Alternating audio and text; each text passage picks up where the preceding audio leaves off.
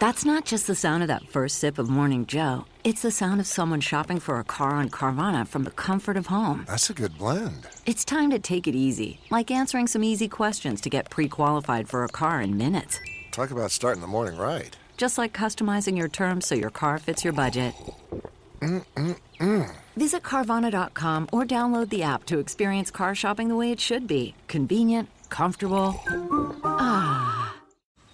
Man, that sunset is gorgeous. Grill, patio, sunset. Hard to get better than that. Unless you're browsing Carvana's inventory while you soak it all in. Oh, burger time. So sit back, get comfortable. Carvana's got thousands of cars under $20,000 just waiting for you. I could stay here forever. Carvana, where car buying meets comfort meets convenience. Download the app or visit Carvana.com today. So Arbinger, actually, the books came after the consulting. Yeah. The theory was started by a guy named Terry Warner, and then he had sort of a group of students who were curious in the 1970s, actually, about this idea of self-deception, which is the idea that, A, I don't know that I have a problem, and then if you tell me I have a problem, I'm going to find all kinds of justifications for why I don't have that problem. So Terry Warner's background is in philosophy. He's a philosophy professor. And so that has been sort of an ages-old question in philosophy. And they were coming at it from that angle, from sort of the philosophical human psychology angle. And what they honed in on, they actually found an answer to this paradoxical problem of self-deception, and they called it self-betrayal.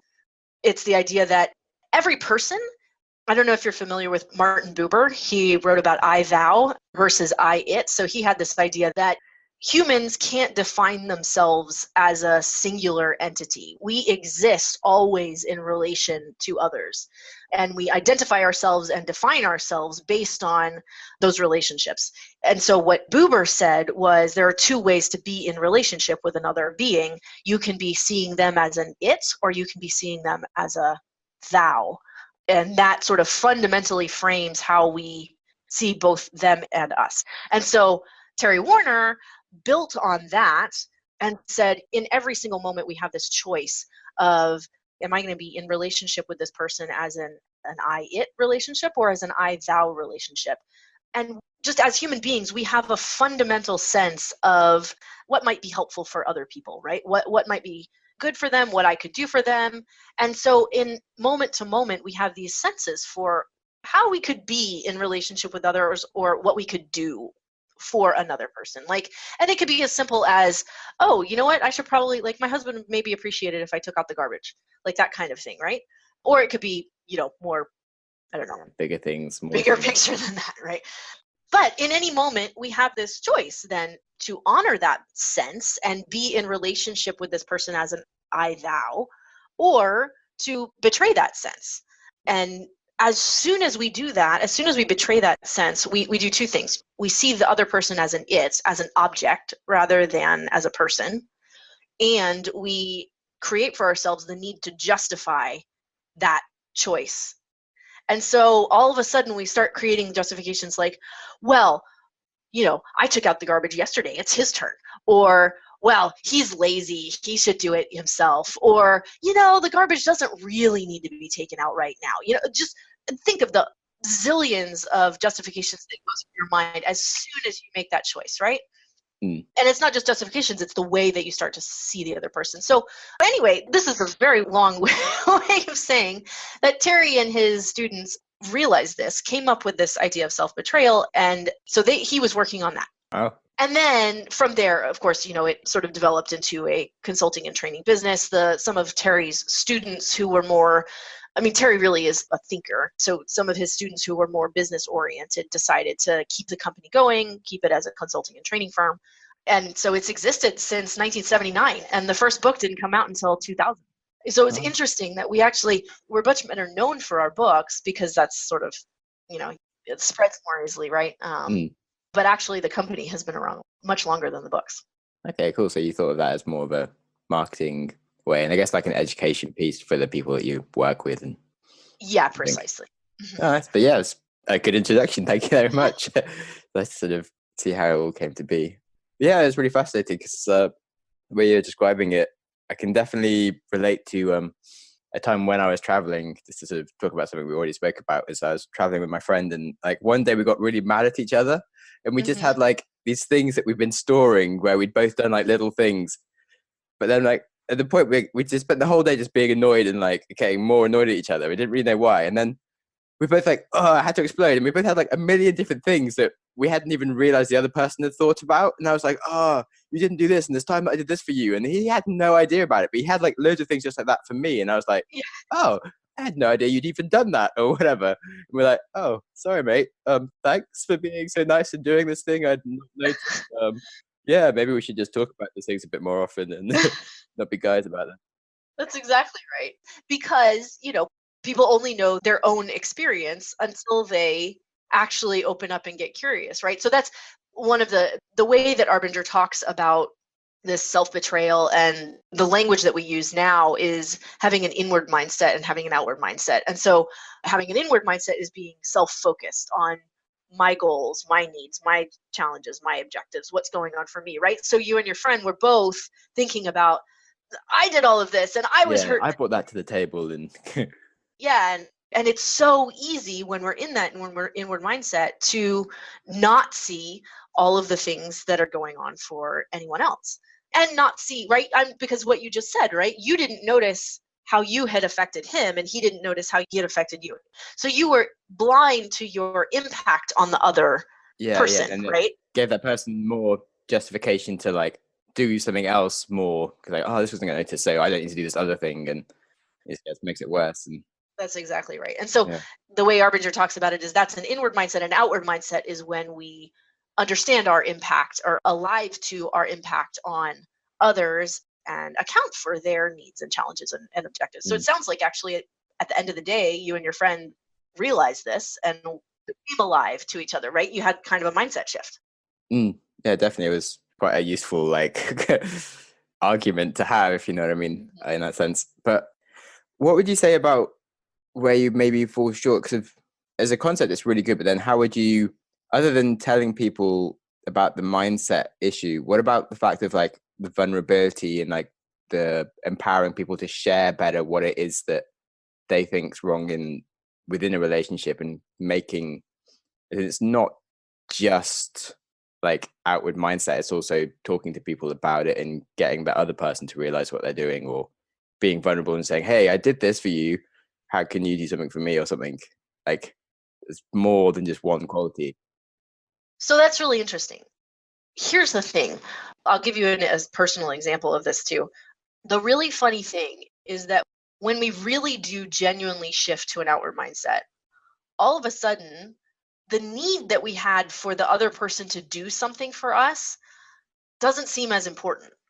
But before we have that shift, that seems like this is the only answer to my problem. You have to, you've got to do this for me. I'm gonna break if you don't, right? Mm, Um, and as soon as we have that shift, because we're seeing things from their perspective too, right? Because we're also seeing their needs and challenges and objectives, our need is put in context, right? It's put in the real context, as opposed to the context that it was in before, where I was only seeing my stuff. And I can't really explain it other than I've had this happens to yeah, me. yeah, I would definitely agree, as in literally with the example that I've already given you, is Hmm. like with my friends. And before we were kind of like, we'd count, they like, oh, he bought me this meal, and then like we'd like track it and like this thing, and Yeah, then like, oh, why wasn't this on the expense thing or whatever. And then afterwards it was more of a, I felt like it was more like, as long as I bought him something today, like I'll feel happy. And like I wouldn't even notice whether or not like I'd bought him two things or three things. It was more of a, okay, can I be really nice first? And like we both sort of approached that right. mindset, and suddenly I didn't even have to think about whether he'd bought me anything back, or like if he'd done something. I kind of, we just both had this mindset of being nice to each other first, Yeah, and like it just, nothing suddenly was a problem anymore, and we weren't even thinking about it. exactly. And so you say this word nice. We've actually recently been thinking about this idea of, well, so is the outward mindset just being nice to people? Is it just the golden rule, like treat others as I would want to be treated? And we feel like, no, it's more than that. It's treating others as they would want to be treated, and understanding that sometimes having an outward mindset and seeing the other person as a person is, and this is maybe getting back to your earlier question about saying like, hey, this is what I need. Sometimes outward mindset really is having the strength to have that difficult conversation. So there are two ways that we can have an inward mindset. We can see or have an I it relationship, right? We can Mm. see ourselves as being better than the other person and them being an object, or we can actually see ourselves as being worse than the other person. Yeah. And this is actually coming from this place, and then having an outward mindset from the worse than place is sometimes more difficult, because it means having like a real confidence that you didn't used to feel in telling someone how what they're doing is impacting you. And that can feel really, really scary if you have been conceptualizing yourself as being worse than. So that's something that we've been thinking about a lot, because I think Arbinger's, you asked about the weakness of Arbinger's thought. I actually think it's a really, really strong philosophical system. But if it does have a weakness, I would say it is much more intuitive to understand from the better than place than from the worse than place. It's much easier to say. So one of the phrases that we use is see people as people who matter like I do. See people as people who matter like I matter. Nice. And that's equally true whether you are seeing them as less than you or seeing them as more than you. But it's more intuitive to say, if I matter this much, then I need to see other people as people who matter this much. It's harder to say other people matter and therefore so do I. Yeah. That's I think that people struggle. Well, no, I don't want to say that. I struggle with that. Yeah. I struggle Why I too. hate that subject. Definitely. But I wanted also to loop back. I told you I would tell you a personal story. So my husband and I, for years and years, disagreed about whether we were going to have kids. And I actually broke up with him about over this, and we got back together. But then for years, it was this like unspoken tension about, are we going to have kids? Are we Mm. not going to have kids? And I just held this need of like, this is my life. This is important to me. Becoming a mother, it's like it's a rite of passage. And I just felt this incredible urgency and need for him to say, yes, we're going to have kids, or yeah, like, let's have kids. And at some point I was like, hey, I'm 30, and like the clock is starting to tick. And then I was more than 30, and then I was really more than 30. And like, so I was just holding all of this angst in myself about it. And he just sort of didn't ever say anything. And I didn't bring it up. And it was only when I really truly took some time and thought about it from his perspective, and thought about what he would be giving up in terms of it, what he might be scared about, what really were his concerns about. And so, and he was worried about losing the life that he had before. He was scared that he might not be a good father. What I really realized was he doesn't really like kids, so he was worried that he wouldn't love his child. Like, there were some like real things that he had going on that I was not alive to. And it was only when I took the time and really tried to understand that, really got curious about where he was coming from. And I didn't do this. I didn't actually talk to him about this at all. It was a total shift inside me, right? Mm. That like a week later, I'm not kidding, a week after that, he sat me down. He was like, hey, you want to have a glass of wine? I was like, okay. And this was a little abnormal. So I was like, there's some kind of serious conversation coming up. And he goes, so about the kids thing, do you want to have kids next year? Is that like good timing for you? And I was like, yeah, like, sure, that'd be great. Like, but I couldn't believe it. I could not believe it, because the whole time he had been sensing my need, and he had been responding to that and resisting it. Yeah. And then as soon as I allowed myself to shift, that invited him to shift and allowed him to be okay with it. Definitely, suddenly kind of defending against it almost, but then suddenly gives them space. Yeah. Wow. Deep story. I like it. Thanks. That's cool. Yeah. So what would you say are like the other weak points of like an outward mindset then? As in, what else would you need to be aware of if you are using an outward mindset that you might miss out on? I actually came to Arbinger from a competitor company Hmm. that also does mindset change and culture transformation in organizations. That company used, there's a consulting company called McKinsey. Yeah. So they were sort of a McKinsey spinoff and used a lot of McKinsey's thinking about organizational transformation. And I was shocked when I came to Arbinger at how simple really the insights were. It really, like, our mindset is one, maybe two fundamental concepts. And at first I was a little skeptical because I was like, this seems too simplistic. This seems too easy, too, like, this is for, it's like watered down kids philosophy or something. Yeah. So I've been here now 2 years. I have been amazed at how powerful those two concepts are in helping people really truly shift in a sustainable way, not just as people but as organizations. And I actually think then that the simplicity of the material is what helps, because people then are able to read an entire book or to go through a 2-day training experience and come away with things that they actually remember. So Mm. one of the problems in just the training industry in general, right, is that people pack so much material into a couple of days that you come out of the training thinking like, wow, that was great. What a great experience. And then Yeah. Be like one or two things, or exactly. it's like a whole project like that's going to be next month to start implementing it all, and then it never happens, and it's a nightmare.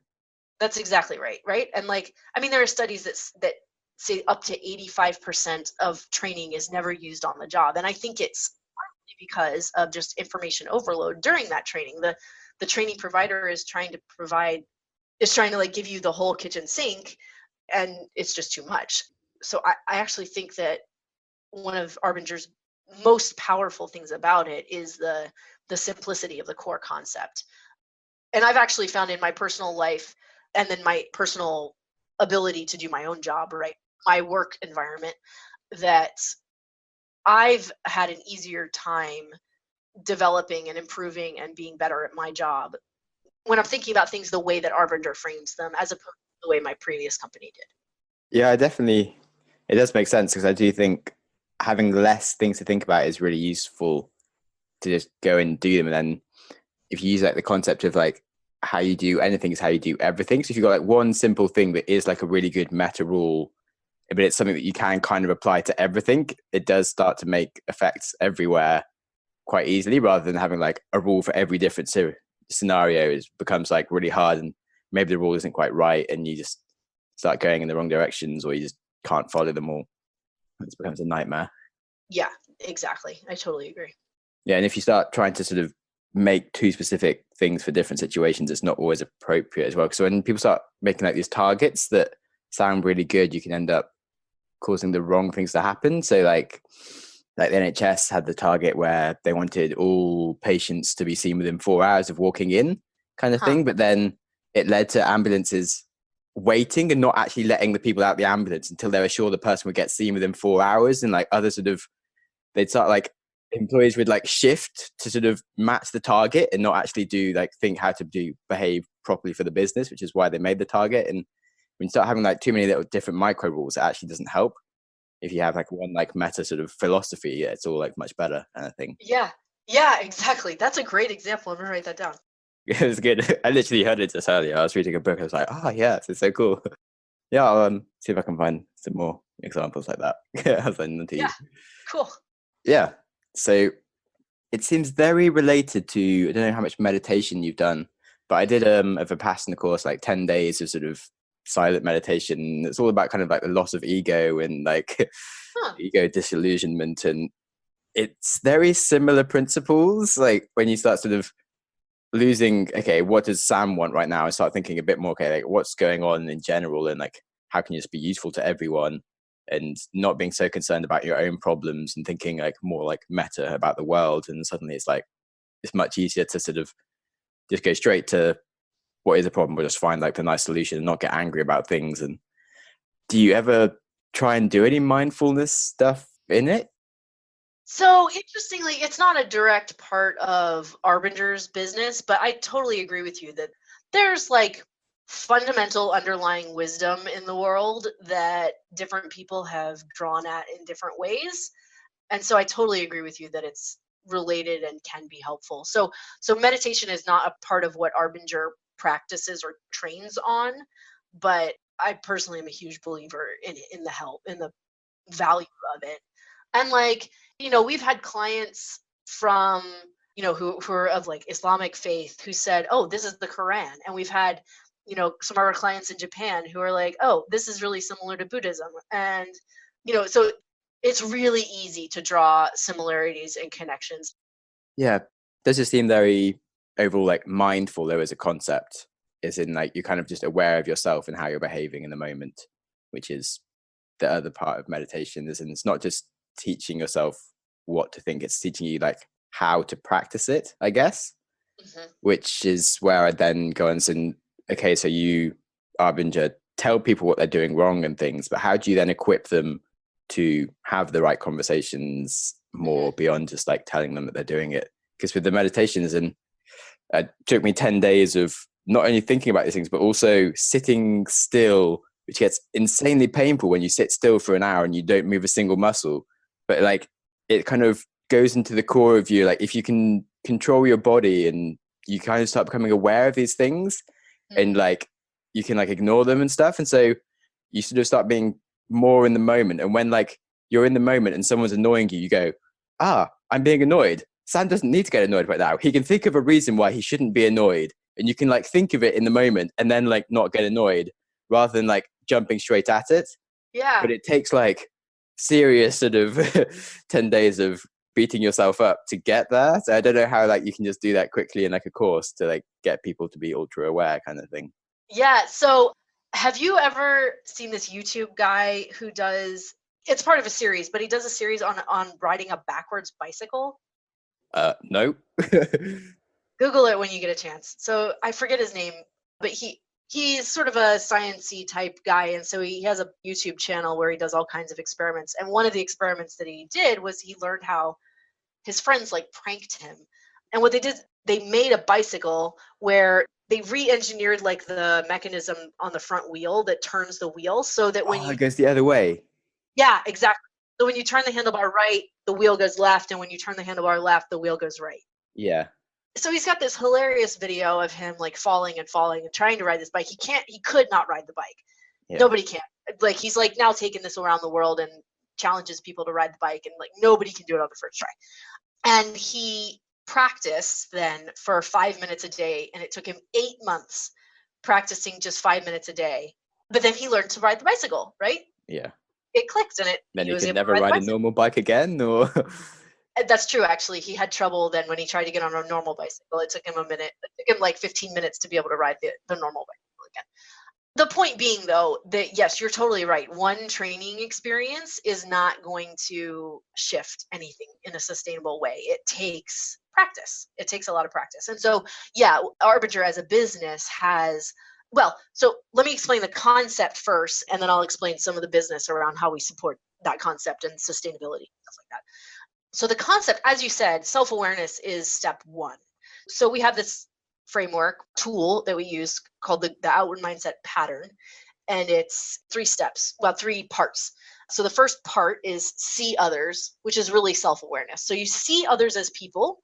And fundamentally it's about being, there's an element of self-awareness there, right? You have to be aware of whether you are seeing them as people or as objects. So the first step is just see others as people who matter like I do. The second then is adjust efforts, which means actually change what you're doing, change the way that you're working in order to be more helpful to others. And then the third is measure impact, which is basically check in with the person to make sure that whatever you changed was actually helpful to them. That's really important. Yeah, right? Because if you don't ask and you just assume, then you might be wrong. And this can be really just simple changes, from a coworker to coworker level. Like a really simple example is a girl on my team. Part of her job is to make sure that whatever client inquiries we get, she picks the right, solutions manager to assign them out to, right? So it's her job to route the inquiries to the appropriate professional here at Arbinger. And she's incredible at applying outward mindset. And so she was thinking like, I wonder what's going on for these solutions managers. What have they got going on? What's hard for them? And how might I help? So she was just sort of thinking about this generally. That was the see others piece of this pattern, right? She was just generally being curious about what was going on for them, what was their workflow like, what headaches did they have in the course of their day-to-day work. And one thing she found out was they all use LinkedIn to just find out more context about the people that have sent in inquiries before they reach out, right? They're just trying to do some due diligence and preparation before they have a call with whoever has asked us the question. And she said, oh, well, I use LinkedIn, whoever sent in the inquiry, right? I look up their company to find out which specialist I'm supposed to send this to. So it would be really easy for me just to copy the LinkedIn URL into our client database. And then it's right there when the solutions manager gets the notification that they need to reach out to this person, they can just click on the URL and there's a LinkedIn page for them to start doing their research, right? So that was a just efforts, right? She saw that she could make this very simple change of just copying and pasting the URL that she was already looking at into our database.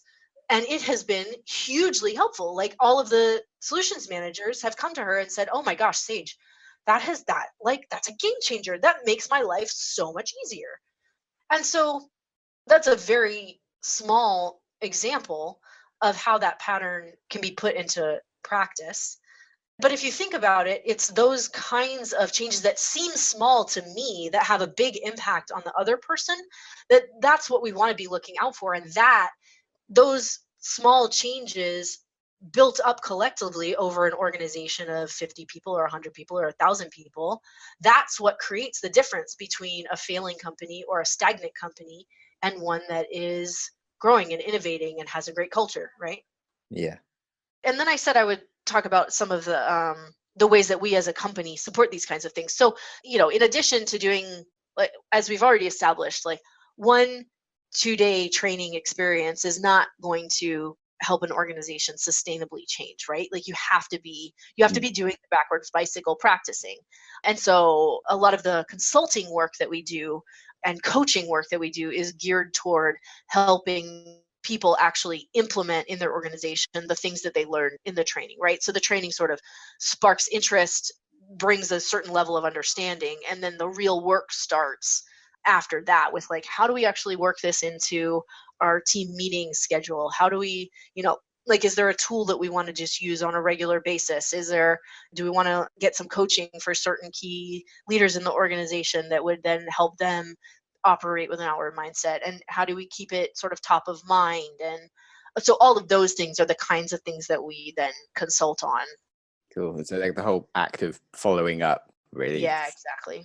Yeah, it's so easy. I've been reading a lot like Pat Lencioni and things where he talks about like offsites and these things. And then we did a company offsite with this company that I was consulting with. Like I've been like a part-time contractor where I've been more just like doing the work they give me rather than doing things. But I've always been trying to like implement other things management wise. And so we did this thing and it was great. But then the company was just sort of like, after 2 days, cool, now everything's done. And we just go back to normal. It's like, oh, what was the point? Oh, God. Right. Exactly. No, that's totally right. Like, there's a statistic that says if you call an offsite training, that like anywhere between 45 and 85% of training is never applied on the job. And it's because of that, right? It's like, oh, great, one and done. Okay, I'm going to go back to the way, Yeah. the way I've always done things. Short-term thinking and things. It's like, nightmare. Yeah. Actually, that was the other big difference between the company that I worked for previously is McKinsey has a very structured model of organizational change. And generally McKinsey can get results because they're McKinsey and, they sort of, if a company is going to invest in McKinsey, then like the company means business. They're going to make some serious changes. I think if a company isn't that invested in change, then that such a big model with so many things to do and so many people to get involved doesn't work. You just hit too much resistance. And so the sort of little snippets and what can I do differently in my day-to-day work that doesn't actually take me any more time, it just requires me to think of things differently, I think is a lot more effective. Interesting. Yeah. So, what would you say about as in on that theme of? Do you think there are many companies that sort of try and go for like the smallest package that you offer and sort of like a quick like one solution will fix everything, or do you kind of not sell that as an option and say like, okay, sure, we can come do a conference, but you actually have to have some form of follow-up procedure? So we've actually recently moved to a strong recommendation of a program rather than just a one-off training, but no, we're not. I mean, so our general philosophy is that even the littlest understanding of outward mindset, the littlest Mm, awareness is going to be good for the world, right? Like as a company, our mission is to turn the world outward.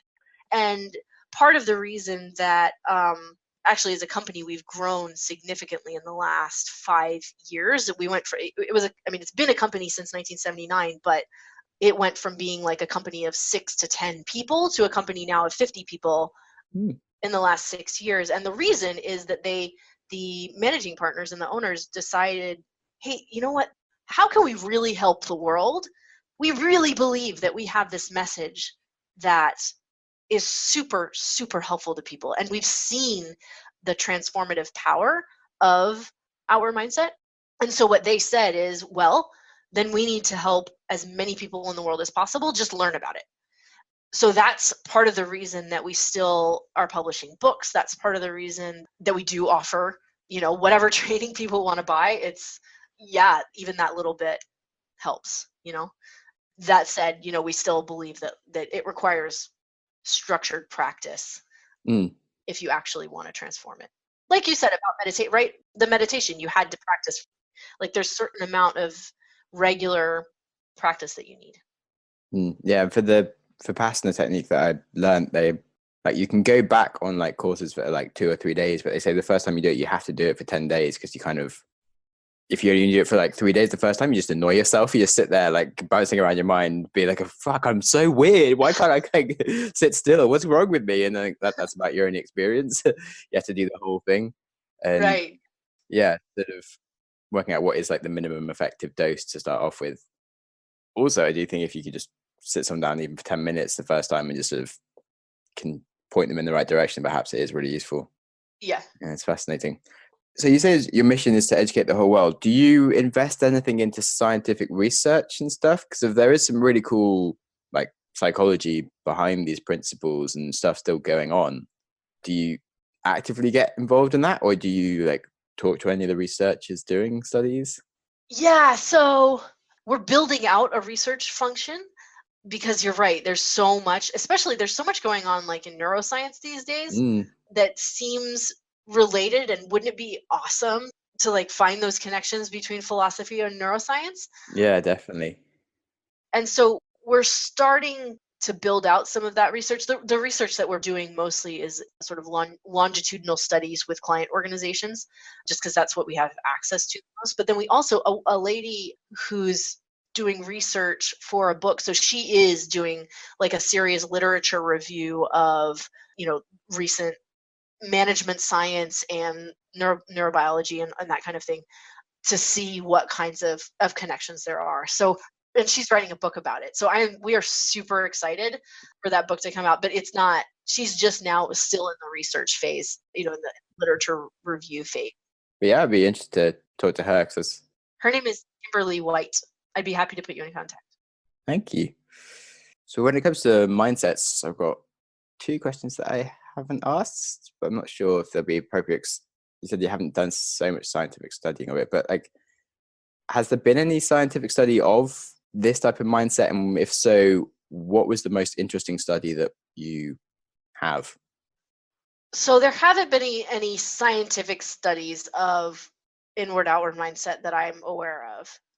The one study, that the sort of longitudinal study of a client organization that we did do was really interesting actually. So it was a military hospital in the US, and they put about 1,400 people through the Our Mindset training, and then they were doing which was part of a whole Our Mindset implementation program that they were doing. And the question was, does Our Mindset actually work? Like, does it improve business results, and does the training work? Are we actually shifting people's mindsets? And it was fascinating because it did, like, it actually worked. And so we were all really excited about that, because it was the first longitudinal, like, sort of statistically analyzed study that we had done, and it really did come back with, p-value less than 0.05, of mindset shifts. And they were measuring not just did they shift from an inward mindset to an outward mindset, but how was it relevant to, like, perception of leader support, satisfaction with the information that I get from management, satisfaction with my involvement in decisions that affect my work, like commitment to the organization. So there were a number of employee satisfaction measures, as well as, like, commitment to the organization measures that went up as a result of the training, or as a result of not just the training, but as a result of the outward mindset transformation program that they were going through. So that's the sort of newest, most exciting study that we have right now. So one of the things that we're interested in is inward styles. So I mentioned that you can be in an inward mindset from a better than place or from a worse than place. There are actually 4 different ways that you can be in an inward mindset. You can be in a better than box. We call it being in the box. The first book that Arbinger wrote was called Leadership and Self-Deception: Getting Out of the Box. And the reason that we talk about it as being a box is that when you are self-focused, that self-focus puts blinders on you, right? It keeps you, like, if you've got like a cardboard box over your head and you're only seeing your own stuff, right? So there are 4 box styles, right? You can be better than. A better than box will slide into an I deserve box, right? So I'm better than you, or I'm better than others, therefore I deserve these things. And a worse than box often shifts into a need to be seen as box. So I'm not good enough, but I need to make it look like I am. So you do all kinds of, subversive things to make people think that you are better than you think that you are, right? Yeah. It's a keeping up of appearances thing, right? So we recently designed a study, it's in beta testing right now, to map people's inward styles. So it's going to be a survey that helps people understand, when I do have an inward mindset, well, first of all, how often do I have an inward mindset versus an outward mindset? And then also, when I do have an inward mindset, which way do I tend, and in which situations? Because, often we will tend one way at work and another way at home, or we'll tend one toward our boss and another way toward our peers or our coworkers, right? And so that's the current assessment that we're working on, that's in beta mode. Okay, cool. Yeah, that's really fascinating, because it is quite interesting. I think there are I've certainly had a lot of cases of people who are very one type of sort of personality at work, and then, like, the complete opposite at home, where they're kind of like the non-dominant person in the relationship because they spend all day being dominant, or they're quite introvert at home because they spend all day being outrovert, kind of thing. And it's quite fascinating. Exactly. It's interesting also to hear how you've studied that, because it did actually sound quite good. Because as a scientist, I would love to see, like, placebo version, like the null hypothesis of, like, okay, we go and give 2 days training where we don't actually teach them anything, and see, like, if there was a placebo effect of, like, oh yeah, we spent 2 days talking about stuff and now we're going to do things, and that would still change your business or not, because that's never been done as a study. It'd be quite interesting. Yeah, that's true. The closest we came was in that military hospital.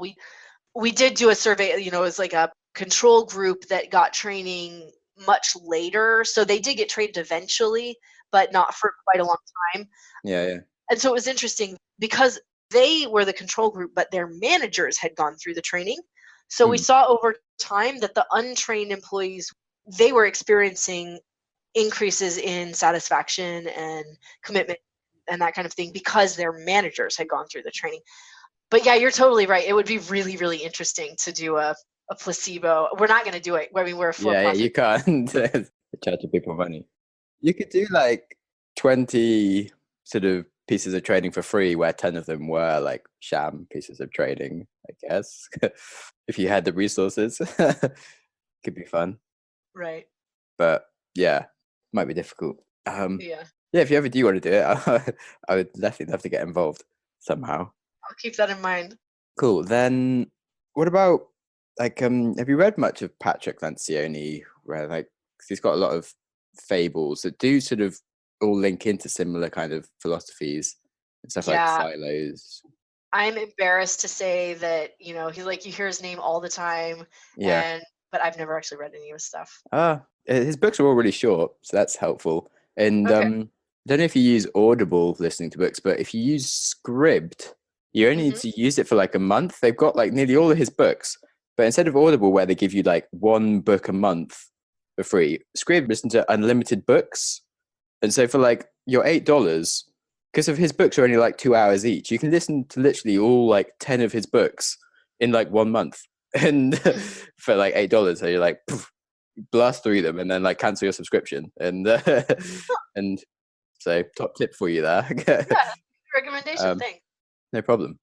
Yeah, he's got a lot of parables and stuff that they all kind of have similar things around like communicating and like self-deception and lying to yourself or the kinds of things that are all useful for people to get into. And like well, there's a good one about silos that's sort of about so a lot of the things around self-deception and people like blaming others for the problems and being in their own world of like, okay, I'm doing this right. And so marketing is only thinking about the marketing department and like other people, but actually they're not thinking about, okay, well, these other people need to like trying to contribute to the business as well. Maybe I don't need to think about my own budget and I could think about the bigger objectives of the whole company and it just all gets a lot better. So yeah, I think you'd enjoy those. And then I was going to ask, what other books would you recommend for people besides your own books? Obviously, that they are great, but So I actually really am a fan of Carol Dweck's growth mindset. yeah. She's writing a new book now, so excited for that. Yeah. I don't know if you've heard that one. So difficult conversations, not crucial conversations.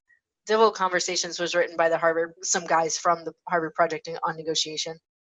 Also, there's a book called Into the Eye of the Storm, which is by his name is John Paul Lederach. So Into the Eye of the Storm is one of his books, but another of his books is The Moral Imagination. And so his specialty is international conflict resolution. He's an international peace builder, but he is just an incredible thinker about, okay, I'm this guy, this like privileged white dude from America. I'm trying to help people in terrible, terrible situations resolve their conflicts. What does that mean for me? What kinds of attitudes do I need to have going in? What do I need to be aware of? How can I actually help? How can I help in an effective way that's going to help them own their own solutions? Just really, really fascinating stuff. So not directly applicable to business, but I think there are tons and tons of lessons to be learned from that. Yeah, it's interesting. Like a lot of these things do compound in other areas. Like we had of Extreme Ownership by Jocko Willink that's all about like Navy SEALs, but then actually it applies to sport and business as well. Or like I don't know if you've heard of Frank Dick, but he's like the coach for like British athletics team for many years, and he coached loads of like famous people and like in Formula One, tennis, and everything. But he did a book about winning, but it's sort of like it's all about mindsets and it's completely appropriate for entrepreneurs and business as it was for athletes and coaches. Yeah. And a lot of these things sort of actually transcend all kind of different walks. Yeah. On that note, another book is called, I think it's called The Inner Game. Yeah, I think I've heard of that. And that's by a guy who was a golf coach and a tennis coach. And it's all about it's about self-talk, essentially. Yeah, it's been on my list. Okay, cool. Then last few things. What is the kindest thing anyone has ever done for you? Oh, that's a really good question. Okay, so this is probably not the kindest thing anyone has ever done for me, but it loops back to something we were talking about earlier about telling people the hard things that they need to hear. And so when I was in I don't know, 8th or ninth grade, I was in French class, right? And I had to write a paper in French. And my dad speaks French. And he helped me with the paper, and he helped me with so I ended up using, verb conjugations that the class hadn't learned yet. And my teacher called me out on it. She was like, "Why did you do this?" And I said, "Well, my dad helped me." And she said, "Do you really understand what these verbs mean? Like, did he teach you really what the verbs mean, or did he just help you and sort of translate it for you?" And I was like, "Well, he just sort of helped me and translate it for you." She was like, this is not your best work. You can do more than this. You're better than this. It was basically her message, right? And obviously, so that stuck with me for years and years and years as like the really hard lesson that I needed to learn at that point about what education really is, right? Like it's not Mm. just about getting the grade or, doing well in that moment. It's about what are you actually setting yourself up to be able to do. So I don't know, that's maybe not the best example, but the reason I was thinking about it was because earlier we were talking about the if you're coming from a worse than place, sometimes saying those things is really hard, especially like if you're a boss and you have a need to be seen as a nice boss or a good boss or like someone who's supportive of your people, then it can be really hard to deliver that message to an employee who's not performing well, right? Or to fire someone, right? Mm. But if you don't, right, you're hurting the whole organization. You're enabling an employee that needs help, right? And you're not helping them because you want them to think you're nice. Yeah, definitely. And so now as a manager of people, that's something that kind of comes back to me on a regular basis is that I'm doing a disservice to my employees if I'm not in the spirit of helping them grow and helping the organization be its best. I need to let them know if there's a problem. Yeah, and sometimes they might get a bit annoyed at you or something, but if you think that every single moment that you have these chances to like change someone's life instead of, okay, why would you not like risk the chance of them being a bit annoyed at you and taking criticism wrongly to actually develop them as a person? Yeah, it's Right, cool. exactly. I like this example. Thanks. Then another deep, slightly odd question. What's your most vivid memory from childhood? Oh, well, a couple of them are more embarrassing than I'm prepared to tell. So, okay. The one that's not as embarrassing that just popped into mind in like first grade, I got into a fight with a kid and like kicked him or something really bad. Mm. And I remember my teacher pulling us aside and giving me a real talking to about that that's not how we treat other people. Yeah, sounds like a useful lesson to learn. Do you think you Yeah. want to get back and apologize now, like many years later? Like, oh, I'm sorry, bro. I could actually. I think I'm still Facebook friends with him, actually. Yeah. Uh, Oh, cool. Well, I'm glad to hear you resolved it all. yeah. Okay, then is there anything else that we haven't spoken about that people should know? Well, I mean, I think there's a ton. Yes. So, just sort of reflecting back on the arc of this conversation, I feel like I haven't given many organizational examples, or I feel like most of my examples have been kind of from my personal experience. True. So, let me think of an organizational example that might be helpful to people. So, one is this was a client of ours a long time ago. Her name was Louise Francisconi, and she was the head of a legacy Howard Hughes company. So their industry is sort of missile defense type stuff, right? Oh, And so she was the head of this major division that had just been bought by Raytheon, I think. And the whole industry was in a place of consolidation, right? So the companies were sort of acquiring each other. So her company was being acquired, and the directive came down, you guys need to cut $100 million from your business. You have to cut $100 million from the cost side of your business in 30 days. wow. Or your jobs are on the line. So they got this directive, and they're kind of like, well, what are we going to do? So she asked from her division directors for proposals for ways that they could cut costs.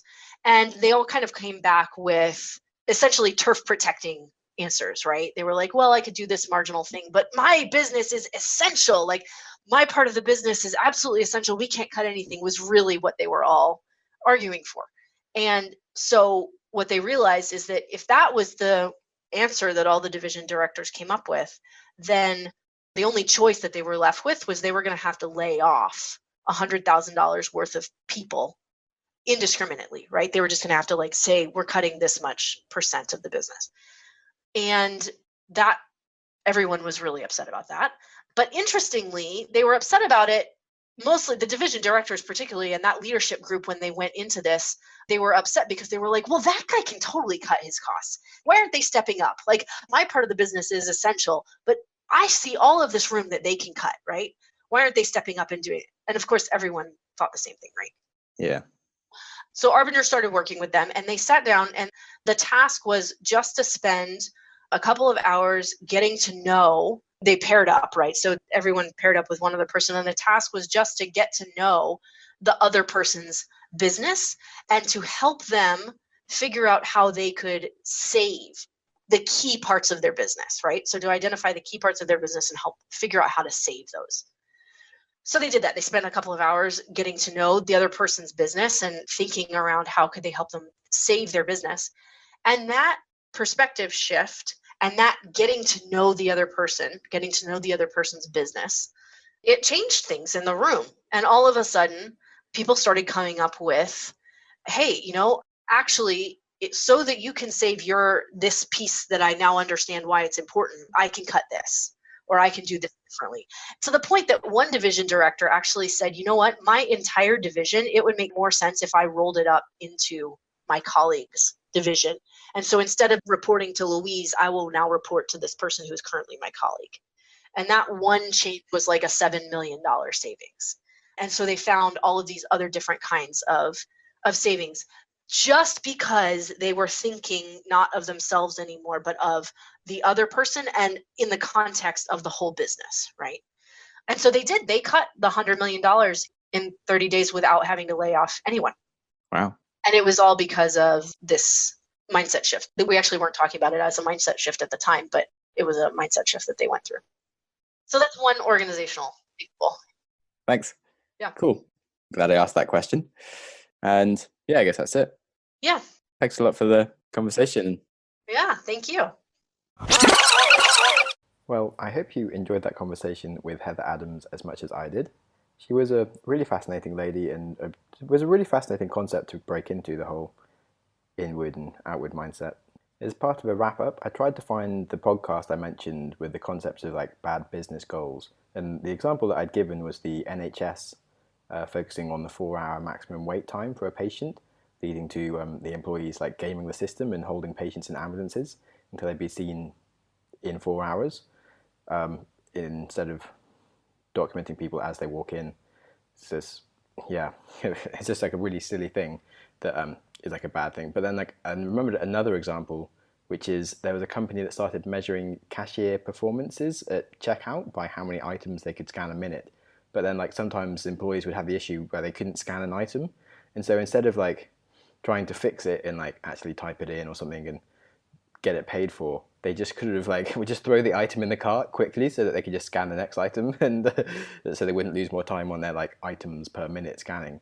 And so there's just lots of silly things that if you have the wrong priorities can end up screwing up your business thing.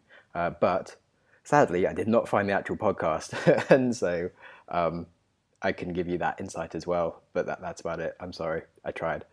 Anyway, I think it was Planet Money or something like that, perhaps. But onto my next tips. Onto my top tips. Right, number 1, keep concepts simple. So there is a good quote which says, "It's easy to make things complicated, it's hard to make things simple." And the outward mindset it's deceptively simple, and it seems like it's missing things sometimes because it's so simple, but it's actually a very nice way to approach almost everything. And having a million different rules is often just confusing and not overly useful for anyone. And Ray Dalio's principles book is great, but it's got 120 principles. So can you remember all of them? No. And can you remember the overriding principle of just being candid and honest and open with people? Yes. So it seems like maybe just having one big rule is probably often a better thing. And they've really nailed that with the outward mindset. Okay, number 2, commit to follow up. It's great to do a few days training and learning of things, but to make any meaningful change in a company or yourself, you need to follow up and keep checking in on what you're doing. And this isn't just business change, but any change that you try to take on. If it's in your habits or if you're reading a great book, you really have to follow up and make whatever you want to happen with a purpose. So follow up. Number 3, wisdom is everywhere. So the outward mindset just has so many principles relating to meditation and mindfulness, and something that I've really found lately from like just a lot of different people and reading books on astrophysics to 50 Shades of Grey, you can really find insights anywhere. And when you start to break things down into fundamental concepts, you can see just many parallels between them, whether you want success in science, business, sport, music. There's some huge principles that you just shouldn't ignore.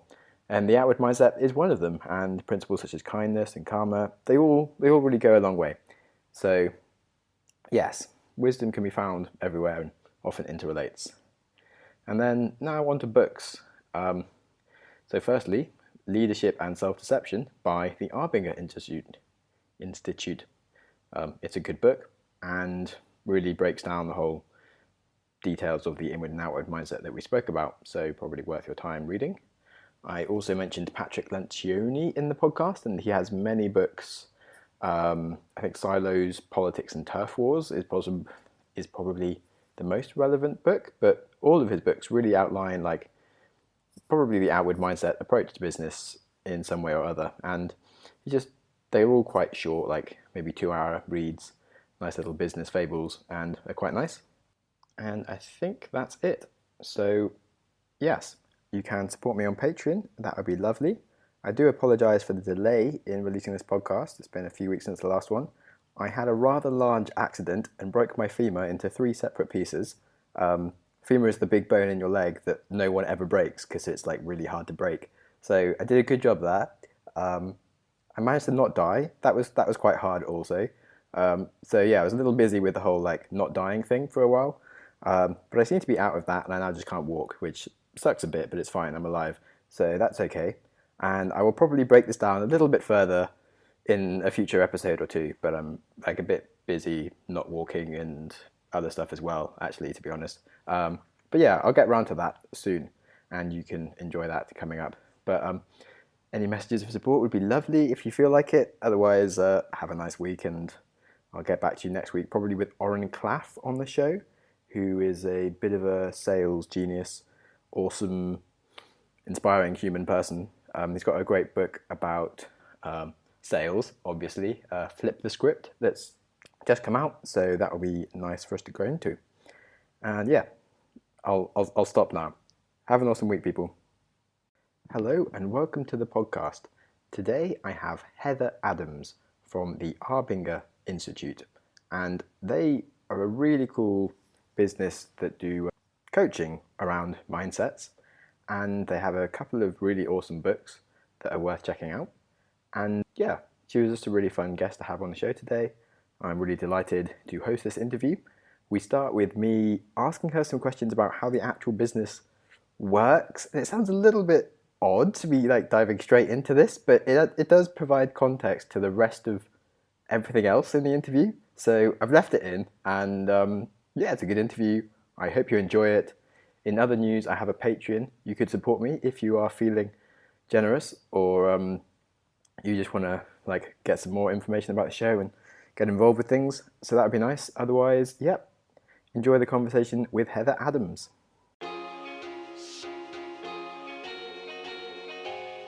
Hello, and welcome to the Growth Mindset Podcast, your weekly dose of inspiration and exploration. Join me, your host, Sam Harris, as I discover how mindset can help you do incredible things through my conversations with the world's most interesting people, from tech billionaires to leading scientists, best-selling authors to notorious hackers. The goal is to increase our collective wisdom and attitudes to make us all happier and healthier, wiser and wealthier. Who doesn't want that?